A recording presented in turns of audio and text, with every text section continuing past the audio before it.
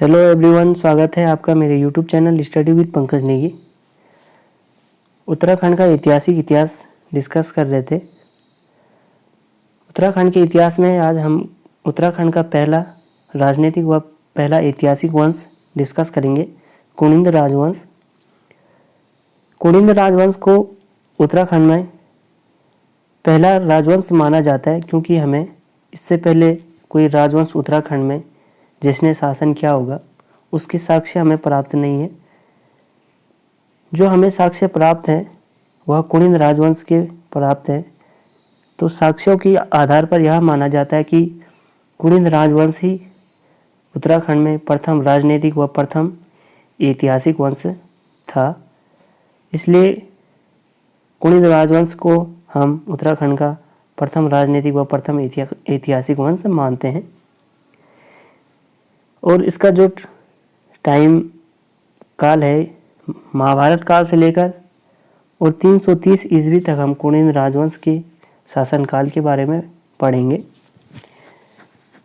वैदिक काल के समय जब मध्य एशिया से आर्य भारत आए थे तो कहा जाता है कि मनु के 2 पुत्र हुए। एक सूर्यवंशी और चंद्रवंशी रूप में उन्होंने शासन ग्रहण किया।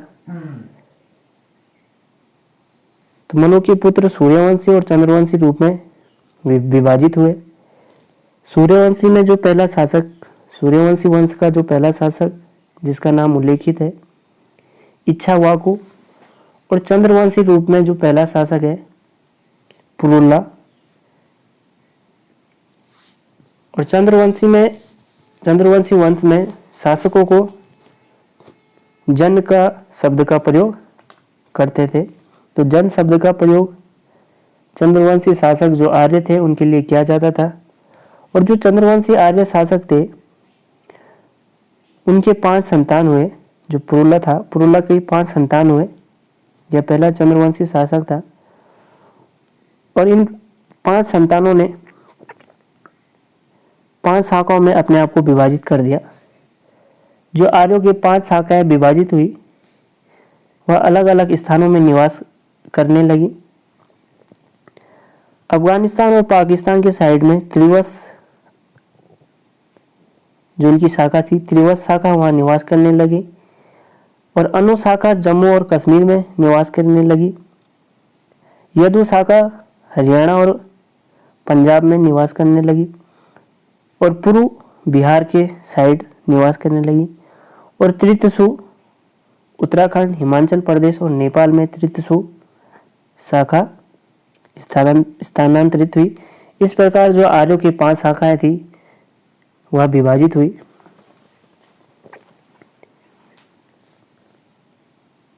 कुनिंद राजवंश के बारे में डिस्कस करने से पहले हम देखेंगे कि कुनिंदों के राज शासन से पहले उत्तराखंड में कौन सी जनजाति या कौन सी जाति निवास करती थी।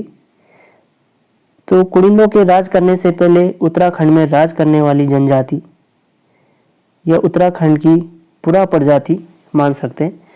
जब कुनिंद शासकों ने शासन किया तो उनके शासन से पहले उत्तराखंड की क्या स्थिति थी, यहाँ कौन सी जनजाति निवास करती थी। तो उत्तराखंड में सर्वप्रथम जो यहाँ जनजाति सबसे प्राचीन और सबसे पुरानी जनजाति थी जो उत्तराखंड में निवास करती थी उसे कोल कहा जाता है। और फिर कोल के बाद किरात आए और किरात के बाद खस आए। अब इनको हम डिस्कस करेंगे कि उत्तराखंड में कुनिंदों के राजवंश करने से पहले, कुनिंदों के शासन से पहले उत्तराखंड में निवास करने वाली जनजाति। कोल जनजाति को उत्तराखंड की सबसे प्राचीन जाति या सबसे प्राचीन आदिम जाति या सबसे पुरा प्रजाति माना जाता है। जो कोल जाति है यह उत्तराखंड की सबसे प्राचीनतम जाति है। और कोल जाति को अन्य नामों से भी जाना जाता है, मुंड, दस्यु और सवर, इस नाम से भी कोल जाति को जाना जाता है।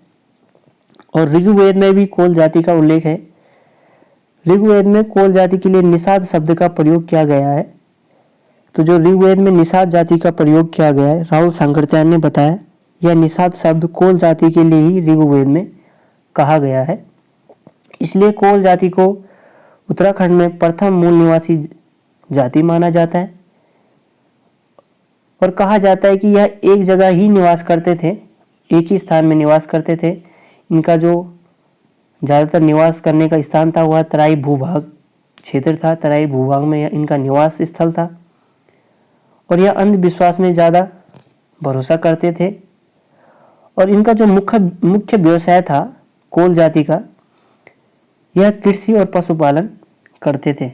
तो उत्तराखंड में सबसे प्राचीन जाति या सबसे प्राचीन आदिम जाति या सबसे प्राप्त जाति कोल जनजाति या कोल जाति को कहा जाता है। कोल जाति के अन्य नाम मुंड, दस्यु, सवर या निषाद भी कोल जाति को कहा जाता है। दूसरी जाति किरात जाति। तो किरात जाति जब उत्तराखंड में आई तो यहाँ पे पहले से ही कोल जाति निवास कर रही थी। तो किरातों का आक्रमण हुआ कोल जाति पर और किरातों ने कोल जाति को अपना दास बनाया। तो किरातों ने जब कोल जाति पर हमला किया तो इन्होंने इनको अपना दास बनाया और कुछ कोल जाति पहाड़ों पर चले गए। तराई भूभाग को छोड़कर कुछ कोल जाति जो थे पहाड़ों पर चले गए और किरातों ने कोलों को अपना दास बनाया। जब इन्होंने कोलों को अपना दास बना दिया था तो यह कोलों में ही अपना कृषि का कार्य करवाते थे। जो किरात जाति है, किरात जाति को मंगोल परिवार की शाखा माना जाता है। कहा जाता है कि जो एक किरात जाति थे मंगोलियाड थे, इसलिए वर्तमान में भूटिया जनजाति और राजी जनजाति अपने आप को किरात वंश के मानते हैं। जो किरात जाति थी वर्तमान समय में भूटिया जनजाति और राजी जनजाति उन्हीं के वंशज हैं। और जो किरात जाति का मुख्य व्यवसाय था यह कृषि नहीं था, क्योंकि इन्होंने कोलों को हरा लिया था आक्रमण करके और इनको अपना दास बना लिया था। इसलिए किरात जाति कोलों में ही अपनी कृषि का कार्य करवाते थे और जिस कारण किरात जाति का मुख्य व्यवसाय व्यापार और पशुपालन था। किरात जाति जो होती थी यह ऋतु प्रवास करते हैं। जैसे आप देखते होंगे वर्तमान समय में भूटिया जनजाति, जिनको हम सोका जाति से भी जानते हैं, वह ऋतु प्रवास करते हुए अलग अलग क्षेत्रों में वह अपनी गाय बकरियों के लेकर जाते हैं, बुग्यालों में ज़्यादातर जाते हैं। तो इसीलिए किरात जाति को ऋतु प्रवास जाति कहा गया। यह भ्रमणकारी या घुमंतु जीवन यहाँ व्यतीत करते थे।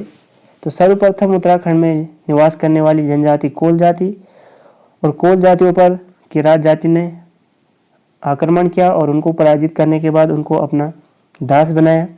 इसीलिए केदारखंड में गढ़वाल क्षेत्र को किरात देश भी कहा जाता है। जो केदारखंड ग्रंथ है उसमें गढ़वाल क्षेत्र को किरात देश भी कहा जाता है। और महाभारत में किरात जाति के लिए भिल्ल शब्द का प्रयोग किया गया है। उसके बाद जो उत्तराखंड में तीसरी जाति आई वह थी खस जाति। जिस प्रकार किरात जाति ने कोल जाति को हराया, उसी प्रकार खस जाति ने किरात जाति और कोल जाति दोनों को हरा लिया उन पर आक्रमण करके और इन दोनों जाति को अपना दास बनाया।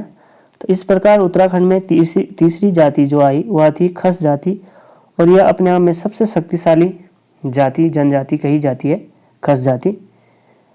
और जब खस जाति जीत गई आक्रमण करने के बाद उन्होंने किरात को भी और कोल को भी अपना दास बना लिया और अपने कार्य कोल और किरात में कराने लगे। खस जाति के जो मुख्य कार्य हैं, इन्होंने उत्तराखंड की सामाजिक व्यवस्था में परिवर्तन किया। देखते हो इन्होंने किस प्रकार यहाँ की सामाजिक व्यवस्था में परिवर्तन किया है। खसों द्वारा प्रचलित सामाजिक व्यवस्था, जो इन्होंने सामाजिक व्यवस्था चलाई उसमें सबसे पहले इन्होंने घर जमाई की प्रथा चलाई। क्योंकि यह काफ़ी शक्तिशाली थे तो यह चाहते थे कि हमारी घर की लड़की घर में ही रहे, अपने ही घर में, इसलिए इन्होंने घर जमाई की प्रथा चलाई। उसके बाद इन्होंने जेठा प्रथा चलाई। जेठा प्रथा का मतलब है कि जो राजा का बड़ा पुत्र होगा उसी का संपत्ति पर अधिकार होगा, तो यह जेठा प्रथा थी। उसके बाद इन्होंने झटेला प्रथा चलाई। झटेला प्रथा में ऐसा होता था कि यदि किसी महिला का पहले से ही विवाह है और महिला ने किसी अन्य पुरुष के साथ अब विवाह कर लिया है, और जब उसने किसी अन्य पुरुष के साथ विवाह किया तो उसका पुत्र पहले से जो उसका पुत्र जन्मा हुआ है पहली शादी से, तो उसको भी जब वह दूसरी शादी करेगी तो उस पुत्र को भी वहाँ संपत्ति का अधिकार होना चाहिए। अर्थात महिला जब किसी अन्य घर में शादी करेगी तो उसके साथ जो उसका पुत्र होगा पहले से ही जन्मा हुआ, उसको भी उस नए घर में संपत्ति का अधिकार मिलेगा। यह झटेला प्रथा थी। तो झटेला महिला के पुत्र को कहा जाता था। अगली प्रथा चलाई इन्होंने टेकवा प्रथा। टेकवा प्रथा में ऐसा होता था कि यदि किसी महिला का पति है और उसने कोई दूसरा उपपति भी बनाया हुआ है, और यदि उसके पति को यह बात पता चल गई कि उसकी पत्नी की कोई दूसरा उपपति भी है, तो उसका पति उसके उपपति का हत्या कर सकता था और हत्या करने में कोई भी अपराध नहीं था। इसलिए इस टेकवा प्रथा पर प्रतिबंध जब ट्रेल कुमाऊं का कमिश्नर बना, उसने इस पर प्रतिबंध लगाया था। तो टेकवा प्रथा भी खसों द्वारा प्रचलित की गई। घर जवाई प्रथा, जेठा प्रथा और झटेला प्रथा, और जो टेकवा प्रथा थी उस पर प्रतिबंध ट्रेल द्वारा लगाया गया। तो इस प्रकार जो उत्तराखंड में निवास करने वाली प्रथम जनजाति थी, सबसे पुरा प्रजाति, वह कोल जाति थी। कोल के बाद किरात जाति आई, और कोल और किरात को फिर खस जाति ने हमला करके हरा दिया था, और उसके बाद यहाँ पे खस जाति निवास करने लगी। और खस जातियों ने सामाजिक व्यवस्था में परिवर्तन किया। उन्होंने घर जवाई की प्रथा, जेठा प्रथा और झटेला प्रथा और टेकवा प्रथा चलाई। तो इस प्रकार उत्तराखंड में कुणिंद राजवंश से पहले निवास करने वाली जनजातियों के बारे में हमने डिस्कस किया। अब देखेंगे हम कुणिंद राजवंश। उत्तराखंड में पहला राजनीतिक व ऐतिहासिक राजवंश कुणिंद राजवंश। जो हमारे पास इस राजवंश की जानकारी के स्रोत हैं, साक्ष्य हैं, वह हमारे पास लिखित और अलिखित फॉर्मेट में। लिखित फॉर्म में पुस्तकें हैं अष्टाध्यायी, जो पाणिनि द्वारा रचित है, और इसमें कुणिंद शक्ति का शासन उत्तराखंड में बताया गया है कि उत्तराखंड में कुणिंद शासन राज करता था। तो ये अष्टाध्यायी पुस्तक है पाणिनि की, इसमें भी कुणिंद राजवंश का उल्लेख किया गया है। इसी प्रकार अन्य पुस्तक है अर्थशास्त्र कौटिल्य द्वारा रचित, इसमें कुणिंद राजवंश के लिए कुलिंद शब्द का प्रयोग किया गया है। और विष्णु पुराण में कुलिंद राजवंश के लिए कुलिंदोपश्य शब्द का उल्लेख किया गया है। और इसी प्रकार महाभारत में कुलिंद राजवंश के लिए द्विज शब्द का प्रयोग किया गया है। और जो हमारे पास अलिखित स्रोत हैं, अभिलेख और मुद्राएं, जो हमारे पास अभिलेख हैं वह पुष्यमित्र शुंग के हैं। और जो ये पुष्यमित्र शुंग के अभिलेख हैं, यह अभिलेख 4 अभिलेख तो भरूच से प्राप्त हुए और 1 अभिलेख मथुरा से प्राप्त हुआ है। और इनकी खोज 1873 में कनिंघम ने की थी। तो भरूच अभिलेख और मथुरा अभिलेख की खोज 1873 में कनिंघम द्वारा किया गया था। और भरूच इन अभिलेख में भी कुणिंद राजवंश के लिए कुणिंद राजवंश का उल्लेख किया गया है। और जो एक कालसी अभिलेख है, कालसी अभिलेख देहरादून में है। तो कालसी अभिलेख की खोज 1860 में जॉन फॉरेस्ट ने की थी। और कालसी अभिलेख में भी कुणिंद राजवंश के लिए कुलिंद शब्द का प्रयोग किया गया है। तो इस प्रकार कुणिंद राजवंश के जो हमारे पास साक्ष्य हैं वह लिखित फॉर्मेट में पुस्तकें और अलिखित फॉर्मेट में अभिलेख और मुद्राएं हैं। तो कुणिंद राजवंश की जो सबसे सर्वोत्तम साक्ष्य है वह कुणिंद राजवंश की मुद्राएं हैं। मुद्राओं को हम अन्य जो भी यह मुद्राएं हैं इनके बारे में नेक्स्ट सेशन में डिस्कस करेंगे। लेकिन हमने आज पढ़ा है कि उत्तराखंड में कुणिंद राजवंश से पहले कौन सी जनजाति उत्तराखंड में निवास करती थी, उन्होंने किस प्रकार उत्तराखंड की सामाजिक व्यवस्था में परिवर्तन किया, और उसके बाद उत्तराखंड में कौन सा राजवंश आया, कुनिंद राजवंश। अब आपको क्वेश्चन किस प्रकार पूछे जा सकते हैं, जब आप नोट करोगे चीज़ों को तो आपको धीरे धीरे पता लगेगा कि किस प्रकार क्वेश्चन पूछा जाएगा। जैसे क्वेश्चन ऐसा भी पूछा जा सकता है कि उत्तराखंड में सर्वप्रथम निवास करने वाली सबसे पुरानी प्रजाति कौन सी थी, तो आप कहोगे कोल। वह कौन सी प्रजाति रही होगी उत्तराखंड में जिसने टेकुआ प्रथा चलाई या जटिला प्रथा चलाई या जेठा प्रथा चलाई, या घर जमाई की प्रथा किस जनजाति द्वारा चलाई गई, तो खस द्वारा। या टेकुआ प्रथा पर किस शासक ने प्रतिबंध लगाया, ट्रेल द्वारा। तो क्वेश्चन आप खुद निकाल सकते हो। तो अगर आपको वीडियोस अच्छी लगती तो लाइक शेयर और सब्सक्राइब जरूर करिएगा। और आपको जो साथ साथ चीज़ों को नोट करते रहना है। जब आप चीज़ों को साथ साथ में नोट करोगे तो आपको अपने पास 2 पुस्तकें जरूर रख रही हैं।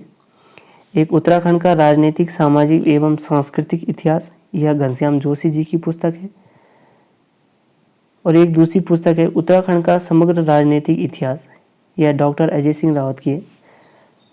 इन दोनों बुकों का संपूर्ण जो भी कंटेंट है इन नोट्स में दिया गया है जिनको मैं आपको पढ़ा रहा हूँ, लेकिन आपको साथ साथ बुक्स को भी पढ़ना ज़रूरी है, क्योंकि आपका नॉलेज उत्तराखंड के इतिहास में या पूरे उत्तराखंड के जीके में काफ़ी अच्छा हो जाएगा। बुक को भी अगर आप साथ साथ पढ़ना स्टार्ट करते हो तो आपका नॉलेज में बहुत अच्छा इंक्रीजिंग होगा। तो दोस्तों, अगर आपको वीडियोस अच्छी लगती है तो लाइक शेयर सब्सक्राइब जरूर करिए। Thank you.